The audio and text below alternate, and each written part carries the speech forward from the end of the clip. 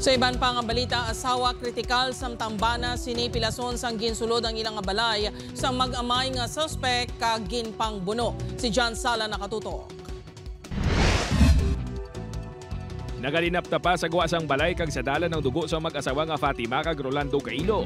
Ang duwagin pangbuno sa sulod mismo sa ilang balay sa Barangay East Baluarte, Molo. Ang mga sospek kasilingan sa mga biktima, ang mag-amay nga Eliseo kag Erwin Zabalate. Suno sa Police Station 4 pasado alas 10 kagabi sang gulpiyada nga ginsulod sa mga sospek ang balay sa mga biktima. Si Erwin among nagbuno sa mag-asawa samtang si Eliseo naman ang ginatudlo nag-uyat sa mga ini. Si Rolando ang husband sa iya kamot kag sa iya braso.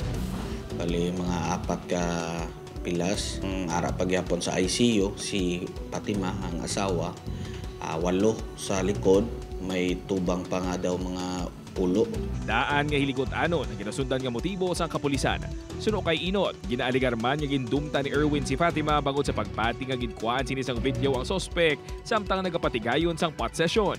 Ang istorya yun sir, mga old grudges nila sir, no? Ang motibo, mga pabati-bati kay ipingay man lang sila balay, ang may conflict gid ang ilang mga bata. Suno sa barangay Kagawad sang East Baluarte, madugay na nga may away ang pamilya Zabalate kag Cailo. May mga best siguro, balang nga syempre mga kabataan, do ginasaway guro da nila man nga may time mo isa ka tipon-tipon. Nadakpan sa kapulisan si Eliseo samtang nagapabilin nga at large Erwin. Kaso nga frustrated murder ang posible atubangon sang mag-amay. Gintinguan sa news team ang makuha ang bahay ni Eliseo apang nagpaiwa ini nga maghatag sang pahayag. Lunsay wala naman sang tawo ang balay sang mga sospek kag biktima sang ginpadulungan sang news team. Upod kay Hans Desierto, John Sala. 1 Western Visayas.